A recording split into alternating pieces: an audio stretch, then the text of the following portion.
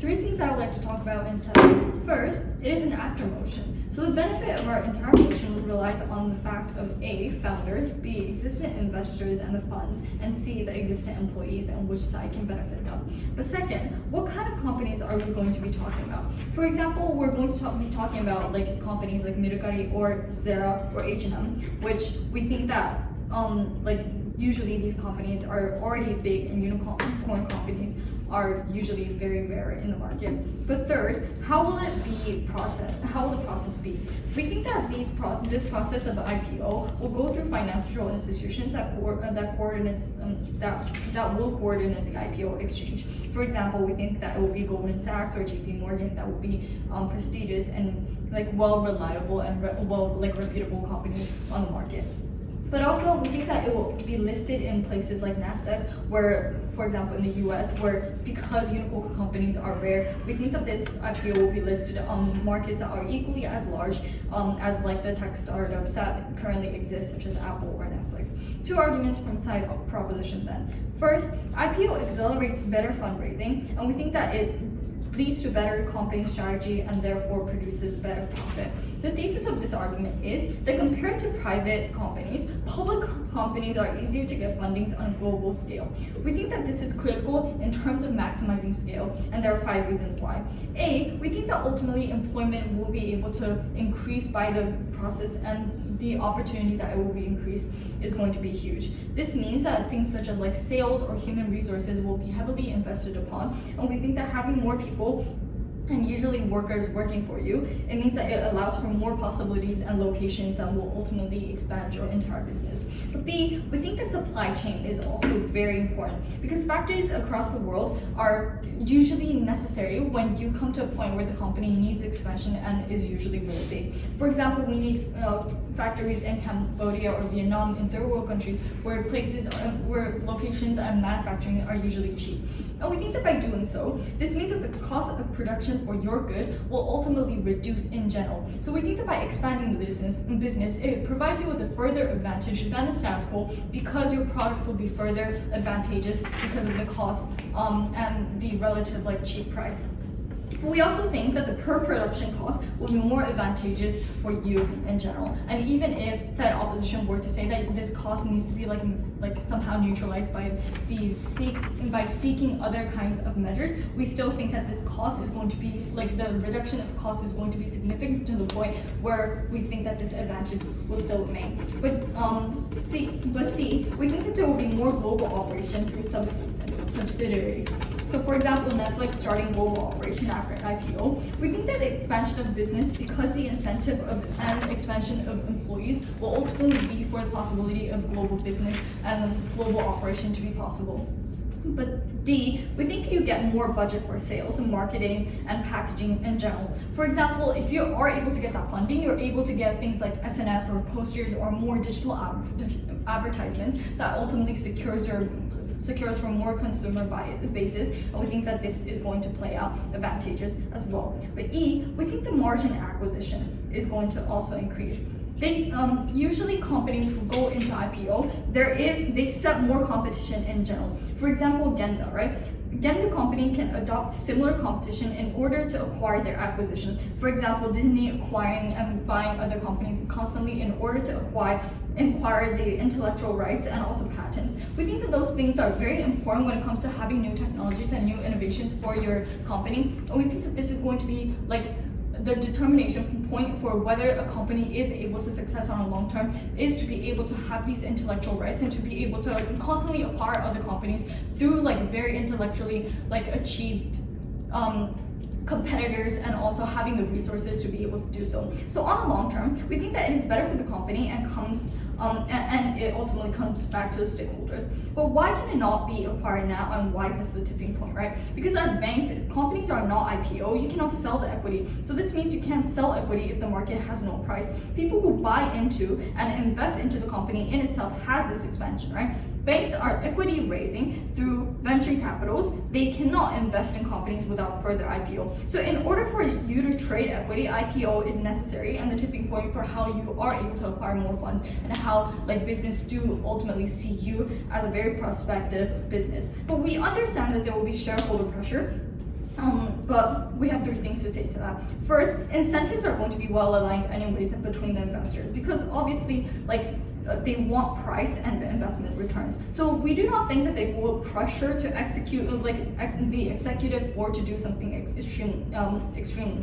extremely bad. But second, we think that existing shareholder also holds 50% of the stakes usually. So IPO will only acquire about 40%, and we do not think that your company is going to be taken over and you do not have anything to say. But third, we think it benefits the company on the long term anyway. So for example, if you need more like green technologies, or if you need something that like aligns with the social idea, we think that on a long term it also benefits the company anyways. So overall, there will be better business strategy. But moving on to the second argument, there will be more awareness for branding. The thesis for this argument is that it will be better known to people globally. 3 reasons why. A, there will be more media picking up. For example, Bloomberg or they will do competitive structure and analysis in order to evaluate this company. So we think that in general, media will react to this IPO. B, we think that financial institutions such as like Citibank will also perform publicized in-depth analysis and get access by the world. We think that these things are ultimately able to bring the media attention and bring like the public attention, to which your reputation increase for your company in general. But C, we think that by doing by IPO, it will ultimately signifies as symbol of trust, because it means that by choosing to IPO, your company is more stable, more financially sound in comparison to private companies that do not choose this, right? So we think that the 2 benefits will arise from this. A, we think that we get better talented workers, because as graduate students, when job seeking, we think that usually the factors into their consideration is whether to choose a private company that nobody has heard of, or a company that is well reliable, well researched, and somehow reputable in the world. We think that by doing this, you're able to acquire better talented workers. But B, we think there will be more consumer branding. So you'll be more likely going to purchase known items, and we think that this benefits your company in general purpose.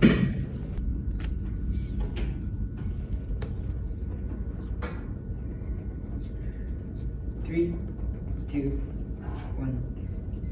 My speech is going to be very, very simple. I'll be covering 2 main things. Number 1, why the increase in price that proposition claims will happen is unlikely to happen, or we can tank it at worst. And number 2, why the accountability or decreased control in the corporation you have on the flip is actually better as an extending argumentation.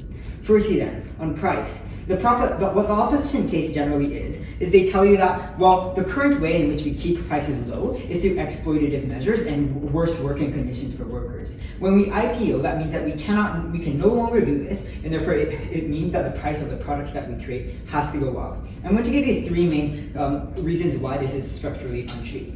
Number 1, I don't think this is true, because you can do things like labor expansion or better technologies, which can actually lower the prices. Right? By investing in, for example, better technologies in factories, we can automate more of the processes, and therefore we have to rely less on humans. Or we can create new fabrics that allow for cheaper material costs, and we can actually lower the prices. We think that uniquely when we IPO, uniquely when we have the funding to do so, we can invest in cheapening products. Number 2, it may be we are willing to concede, at worst, to a short-term decrease in profit or a short-term increase in costs. However, I think that in the long term, we're likely to have better businesses, and we are likely to have even cheaper prices, or at the very least increased profits. And the reason for this is very, very simple. Exploitation is not a viable business strategy to continue earning. Despite what opposition tells you, human rights violations are still a human right violation, even if you are a private corporation. At the point in which you are found out, your business is basically out of the market. You can no longer compete. But even at a more understandable level, there is always going to be somebody who can do it cheaper than you. There's always going to be this new angel corporation who has lower prices than you. Therefore, it is unlikely that exploitative measures is a long-term viable business strategy. Rather, we take the short-term loss, which we can tank, by the way, because uniquely we have investors, and invest in long-term technologies that allow for the lowering of prices in a non-exploitative, non-human rights abusive way. Number 3, at the very worst, let's assume that the price of our products continuously increases. That, if, for example, it goes up by $10. We think that we can still maintain much of the profitability that occurs, or on the flip, increase profitability because we get brand recognition. We are fine with a price increase because brand loyalty exists. This is the reason why, for example, all individuals don't shop in thrift stores, because you don't, for example, trust them. You would rather go to an established brand like Uniqlo, even though they're a couple dollars more expensive. That is fundamentally, like, recognition is fundamental in gaining consumer interest. So even if the price dramatically increases, we still think that we get more consumers. We still think that we protect profits inherently. Go ahead. Then why wouldn't the customers just go to conventional other giant corporation stores? Because, so we already gave you a competitive advantage that comes from the very beginning. We have extremely cheap products. We are unlikely to, for example, match what Uniqlo does. We can always undercut them. But far more importantly, I don't think it's as zero-sum as you make it out to be. Some people go to Uniqlo, some people still come to our corporation. It's not like everybody is shopping at Uniqlo because they have $1 cheaper shirt than Zara does. I don't think, and that's the reason why people, for example, buy in high fashion, right? Because not everybody is wanting cheapness. Some people want quality, some people want brand recognition, etc. It's not just about cheapness as you characterize it to be. Our argumentation in regards to corporation profit, I just kind of want to touch on, which is our first argument, which we tell you is about how IPO leads to better funding and therefore increased profit. And Ayaka gives you 5 layers. The silver bullet from opposition is simple. They tell you, well, you don't have enough money to compete with the big guns anyway, therefore why even bother trying? 2 responses. Number 1, we always have a uniqueness in the corporation. We are a smaller corporation. We have more capacity to do things like innovate, to try new things. We also have lower prices than the competition right now. But number 2, remember that leader of opposition doesn't propose a counter model. They don't bring to you a better way they can manage the business. Mitsushi POIs this to you, right? He asked, well, what's your alternative? Insofar as leader of opposition doesn't bring one, we always assume that they are taking the status quo, which is the continuance of a private corporation slowly losing more and more funding because they can't maintain a viable business strategy. I don't think that they are on the comparative or any better than our side. On to my extension then. My extension is very, very simple. Why accountability and less control over your corporation, which is opposition's entire case, is on the flip actually good for the corporation in regards to things other than pricing. There's a couple of reasons why less accountability is good, but before that I want to characterize what this accountability is likely to look like. 3 things. Number 1, it looks like IPO coordinators like JP Morgan or Goldman Sachs requiring you to submit documents in regards to things like your corporate social responsibility requirements and whether you are actually fulfilling them.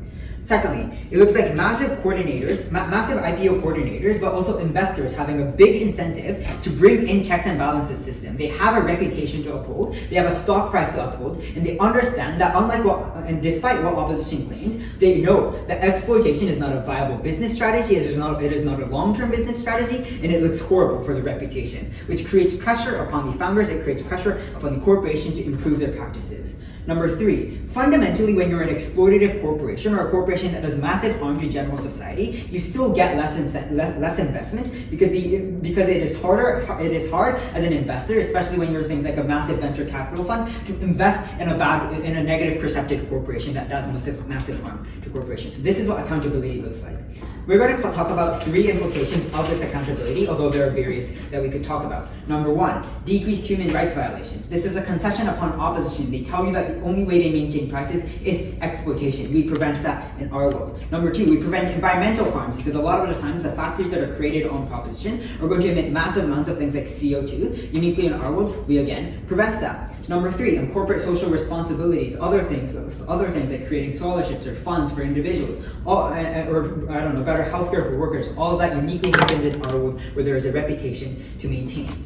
I'm going to be talking about 3 main positive implications upon the corporation because we fulfill these kind of things, although there are, again, various I could talk about. Number 1, there's further increased investment when you maintain a good reputation as a trustworthy corporation who does good for society. When Uniqlo does their environmentally beneficial movements by doing things like clothing donations, they get a better perception from investors. Number 2, you increase the reputation that your corporation has. More individuals buy into your product when you are perceived as a trustworthy, stable corporation that can be relied upon for years. Number 3, you can attract better employees. Employee quality is very, very important. I don't think opposition gets that. When your corporation is perceived to be good, when your corporation does things like provide healthcare for their workers, when your corporation provides good working conditions for your workers, you can attract better individuals. So even taking opposition at their best, we're willing to stomach higher prices for all the benefits that we tell you from our first GC, which is proud to propose. Thank you.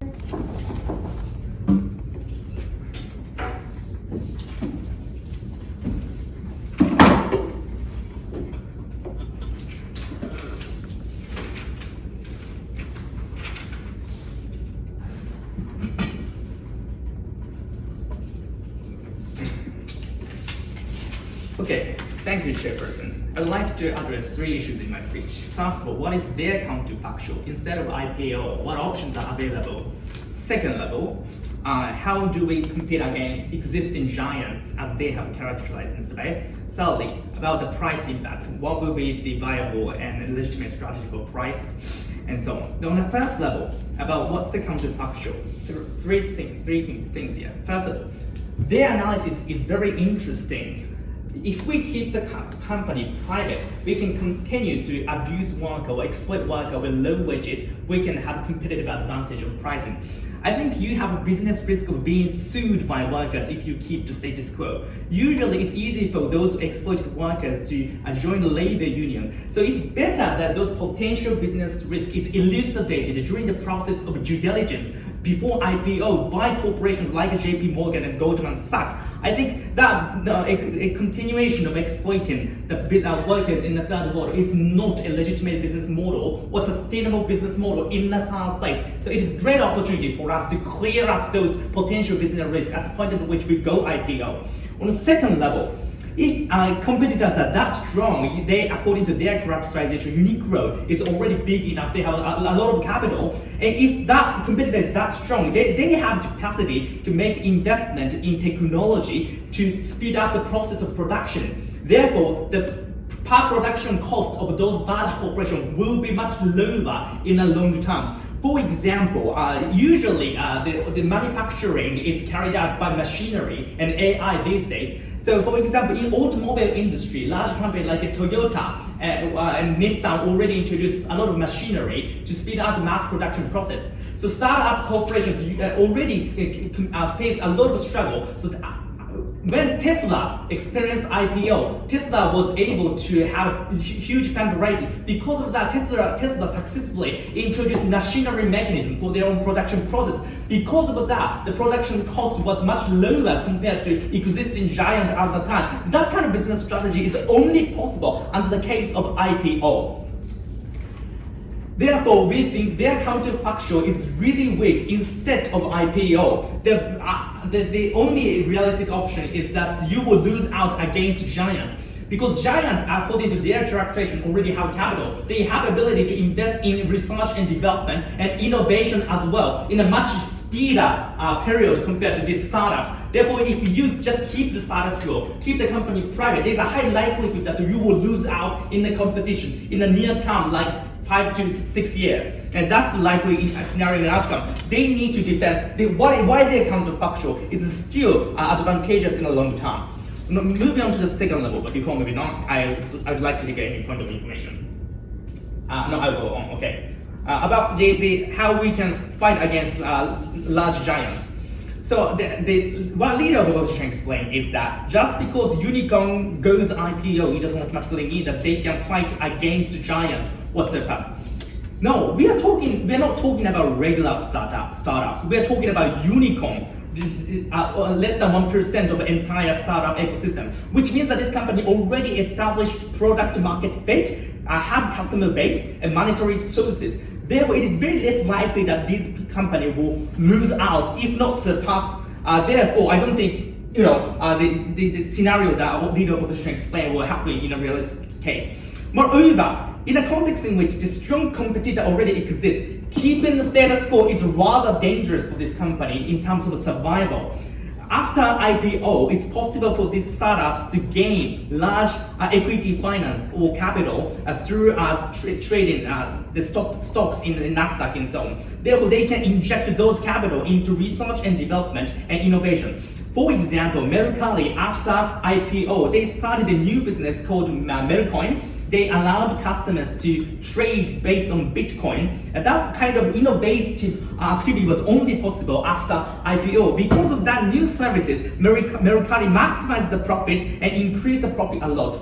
For example, a company like Genda, after IPO, they started a rapid margin acquisition. They bought companies like Gaga or Game Center and toy manufacturer. Those kind of innovative investment in research development is only possible after IPO, and that is necessary to fight against existing giants rather than just keeping the status quo.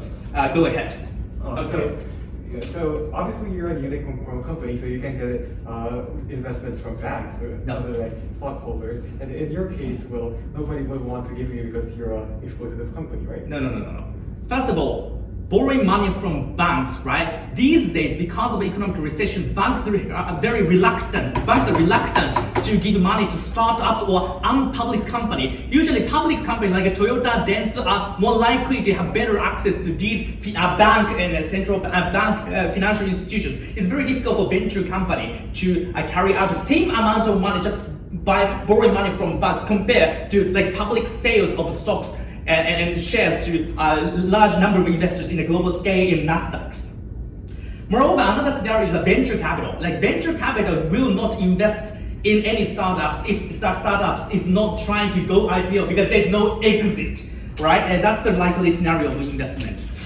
Finally, about the price, the assumption on their side of the house is that the price will go up, therefore we will lose competitive advantages. 3 responses. First of all, no, opposite. We call it scale of economy. When the supply chain capability gets bigger, the production mechanism will be much more efficient, therefore the cost per production goes down. We are talking about like a mass production apparel rather than handmade only one kind of craftsman kind of like apparel. Like we're talking about H&M, Zara rather than Hermes or Christian Dior or Louis Vuitton. So the production process is like we apply the same form of catalog to 100 like same like one piece and t-shirts. Therefore, I think the scale of economy especially works in the context of mass production of cheap, fast consuming goods. Secondly, even if price goes up, the company will still procure massive advantage and benefit because they can have larger audiences. For example, when Netflix after IPO had to increase the price of subscription fee, but Netflix, because of IPO, they were able to globally operate the business. Therefore, the net benefit increased. Therefore, the price of product is not the only advantage that these corporations have after IPO. Therefore, so for all these reasons, we think for these startups, in order for this company to survive, IPO is the best option. Thank you. I'm going to pick up with further remarks. Let's exploit people is the entire business strategy on opposition. It is wrong, unsustainable, illegal, dumb, and short-termist at best. At the top of my speech, let's get one thing out of the way. Investors, founders, employees all want one thing, long-term profitability, and furthermore, you usually retain 51% of the corporation, as PM says. Therefore, the entire infighting argumentation goes out the window. On to the actual content of my speech then. I think Mitsushi's speech is already good enough to disprove their entire general price case. So for the rest of my speech, let's take their best case and assume that the cost does go up in our world. I'm not even going to repeat Ayaka's 5 mechanisms. 2 layers. Number 1, why our world is still okay. Number 2, why their world is significantly worse. Number 1, why our world is still okay. 4 reasons. Number 1, we can still bring the costs down. There's 3 reasons why. A, economies of scale. Mitsushi explained this. B, machines. I explained this. C, innovation. Everybody explained this. We can still bring costs down. Secondly, we can attract more customers when you have an actual brand that we can base ourselves off of. When our brand isn't just, we're dirt poor. When our brand is, oh, good quality, or when our brand is, oh, I don't know, like heat tech. Like when we have established brands, we can attract more consumers. Also because we have more publicization. I can explain this to you. C, you can expand to new markets. For example, Uniqlo expanded from dirt cheap to quality products that they produce, even though it is more expensive. Or you can do something different, like Mitsushi's example, Mercari now expanding into the crypto business. The 4th reason why we're still okay is on consumer loyalty. Look, Netflix raised their price. People still consume Netflix. I watched Netflix this morning, even though the price did go up, and that pissed me off, because I am loyal to the brand that Netflix has created. The best part of all of my mechanization here is that none of this is mutually exclusive. We can literally do all 4 and still remain a functional, good corporation. So, even taking opposition at their best, assuming that short-term prices do increase, we can not only lower them, but also become even better as a corporate entity. Second layer of my speech then, why their world on the comparative is even worse, even if our world is bad in some way.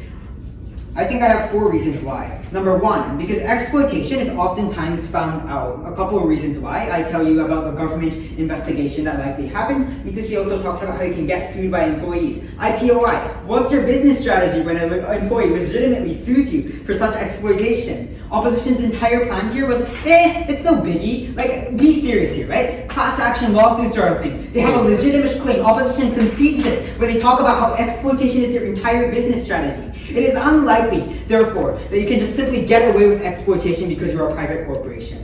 Number 2, you lose to corporations per Mitsushi's unengaged mechanism because larger corporations have economies of scale. They have the technologies. Therefore, even if you can remain at a lower price, bigger corporations can go even lower. Number 3, you can't get loans from the banks. Mitsushi also explains this in response to their POI. If the bank can't sell equity, they won't acquire it. IPO is the premise for bank. And number 4, you can never IPO in the future. The deeper entrenched you get in the strategy of being dirt poor, the harder it is to reverse it. Let's take this opportunity with the due diligence processes in place for an IPO and reverse the harm that we've already created.